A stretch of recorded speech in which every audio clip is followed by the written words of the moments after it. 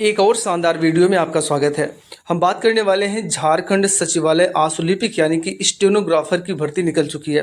कितने पद आए हैं, कौन कौन फॉर्म को फिलअप कर सकता है, हम पहले उसको देखेंगे, फिर फॉर्म को फिलअप करना स्टार्ट करेंगे, क्योंकि बहुत ज़रूरी हो जाता है। जब फॉर्म को फिलअप कर रहे हैं उससे पहले उसकी क्राइटेरिया जरूर जान लेनी चाहिए। यहाँ पर पदों का बंटवारा कुछ इस प्रकार से किया गया है। यहाँ पर आरक्षण कोड देखें, जिससे अनारक्षित है, अनुसूचित जनजाति है, अनुसूचित जाति है, अन्य पिछड़ा वर्ग है, और इस प्रकार से बांट दिए गए हैं। कुल पदों की बात करें तो अनारक्षित के लिए यानी कि अनुरिजर्व के लिए 182 हैं, अनुसूचित जनजाति के लिए 118 हैं, अनुसूचित जाति के लिए और अन्य पिछड़ा वर्ग, इस प्रकार से जो बांटे गए हैं, कुल मिलाकर 454 पदों पर भर्ती होनी है।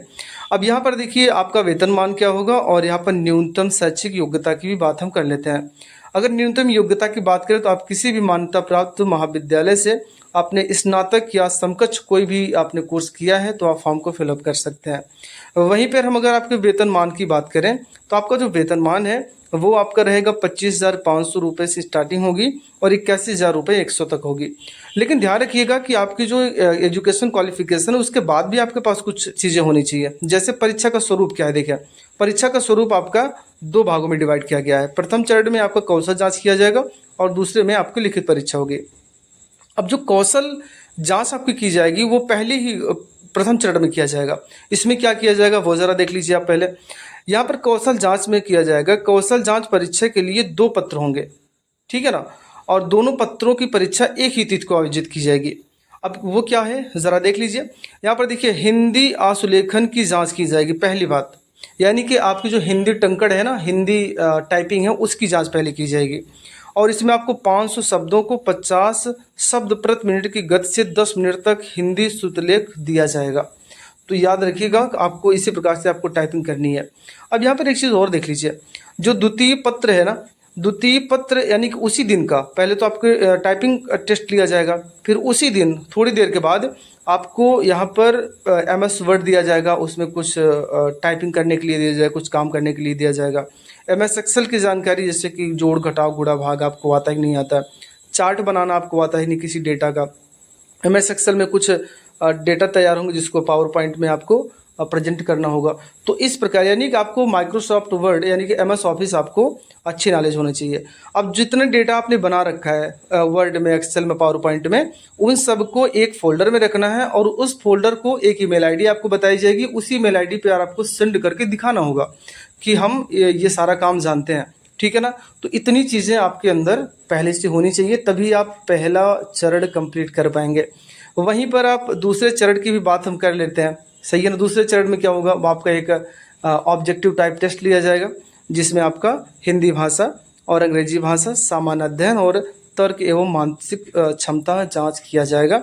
यहाँ पर 25-25 प्रश्न पूछा जाएगा, अंकों की संख्या 75 है, टोटल 300 अंक और 100 प्रश्न आपसे पूछे जाएंगे।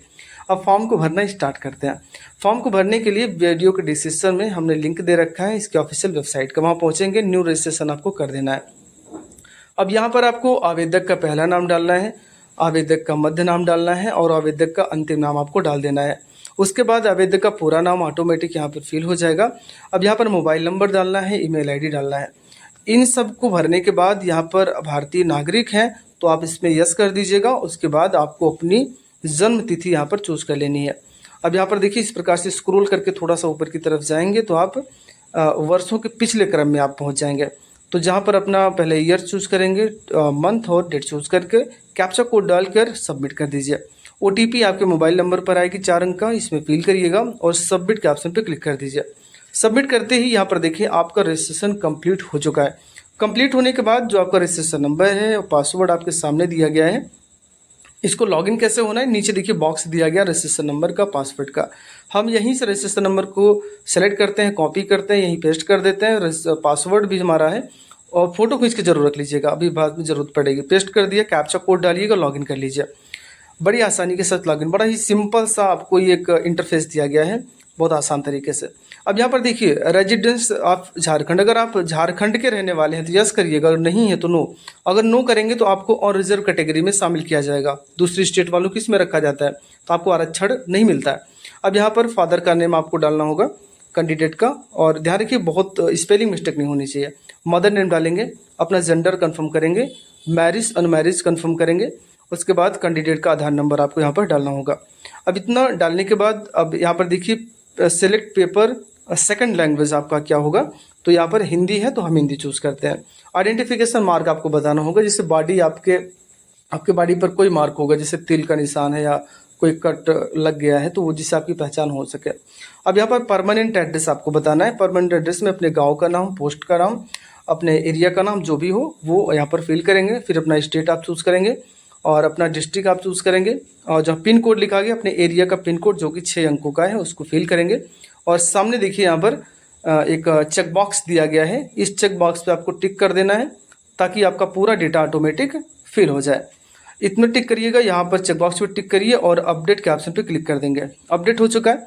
अब यहाँ पर देखिए कुछ करना नहीं है इस स्टेप पे। पर्सनल डिटेल में आप कंफर्म करना है, कैटेगरी आपका ओरिजिनल रहेगा, डेट ऑफ बर्थ आपका दिया है कंफर्म है, चेक बॉक्स पे टिक करिए, अपडेट कर दीजिए और ओके कर दीजिए। यहाँ तक कंप्लीट हो चुका है। अब यहाँ पर देखिए आपको ना एजुकेशन क्वालिफिकेशन का डिटेल देना है, जैसे हाई स्कूल का यानी 10th का डेटा देना है, जिसमें आप क्या लिखेंगे, पहले वाले बॉक्स में नेम ऑफ स्कूल लिखेंगे जिस स्कूल में आपने पढ़ाई की थी। बोर्ड जैसे यूपी बोर्ड, सीबीएसई बोर्ड जो भी आपका होगा। ईयर ऑफ पासिंग, किस वर्ष आपने पास किया था। टोटल मार्क यानी कि पूर्णांक कितना है, और ऑप्टेंड मार्क मतलब है कितना आपने पाया था। तो परसेंटेज ऑटोमेटिक आ जाएगा। तो यहाँ पर परसेंटेज आपको नहीं डालना, ऑटोमेटिक आ जाएगा। सब्जेक्ट में ध्यान रखिएगा, जो भी सब्जेक्ट होगा ना उसमें जैसे हिंदी, इंग्लिश, मैथ, साइंस जो भी होगा वो आपको यहाँ पर मैनुअली टाइप करना होगा इस प्रकार से। अब उसी प्रकार से इंटर का डेटा और ग्रेजुएशन का डेटा आप दे दीजिए और यहाँ पर चेक बॉक्स पर टिक करके आप सबमिट कर दीजिएगा। हमने यहाँ पर सबमिट कर दिया है और ओके कर देते हैं। ओके करने के बाद हमारा जो डेटा है वो कंप्लीट हो चुका, लेकिन एक प्रॉब्लम है कि अभी के लिए पेमेंट की जो फैसिलिटी है वो अवेलेबल नहीं है। जैसे अवेलेबल हो जाती है हम आपको वीडियो के माध्यम से बता देंगे, आप फॉर्म को सबमिट कर लीजिएगा। चैनल को सब्सक्राइब जरूर कर लें।